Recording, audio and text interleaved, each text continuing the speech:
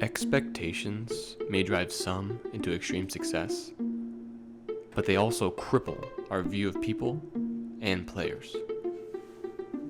A player gets drafted and their whole career is mapped out following their rookie year. We decide what their path will be decades before they are actually able to accomplish it.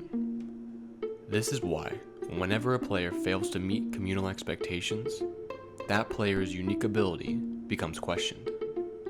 Not because of decreasing skill, but simply the failure to win as many games as possible, as soon as possible. Players like this get lost in our talks of best in the game, expectations derailing a player's actual value. I am here to shine a light on players just like this, those who I believe are misunderstood, giving you a complete look at what a player truly is, what they do right, what they do wrong, and everything in between. This week, that player is Karl-Anthony Towns. Probably did, the way people looked at me or whatever. I've never cared for what people say. Karl-Anthony Towns may have not yet met external expectations, but that does not take away from his offensive greatness. Put simply, Cat is one of the best shooting big men of all time. He is one of only 3 players to average 22 points per game and 39% from 3 in their career, and the only person above 6 feet 3 inches, standing a full 9 inches taller. These 3-pointers are not exclusively easy pick and pop jumpers, though these shots do take up a majority of his attempts. The Timberwolves semi-frequently run him around a screen like he is a foot shorter and his initials spell out JJ rather than KAT. His efficiency and diversity from anywhere on the court is what makes him so special. He is not just one-dimensional on offense.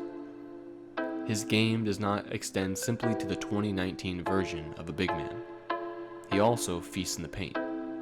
His favorite move by far is the baseline hook. He is able to convert on either side of the hoop, but he does have a preference. I got to my right hook. That's my bread and butter. The problem with his postgame is simply a lack of counter moves. He does not have a legitimate fadeaway, the often used counter to a predictable jump hook. Instead, he has installed a step back into his post-game programming, using this when he does not get good enough position in the paint, a constant problem for him as he often sets up shop much too far away from the basket. Karl-Anthony Towns is also an improved, if not simply increasingly risky, passer.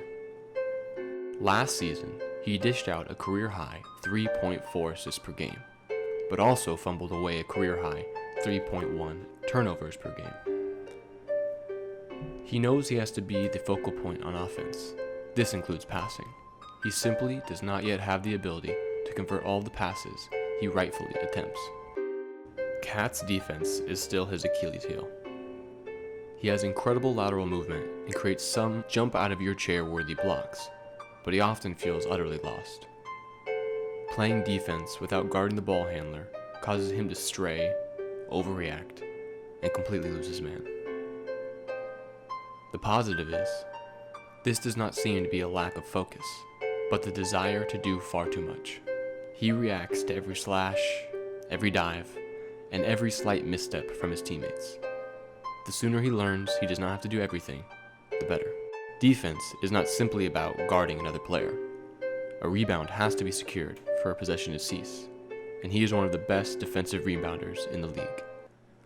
Over the past 3 seasons, he has been top 5 in contested rebounds and has averaged 12 or more rebounds in 3 straight seasons. The list of players to average 22 points, 11 rebounds, and 2 assists in their career consists of him, Joel Embiid, and 6 Hall of Famers.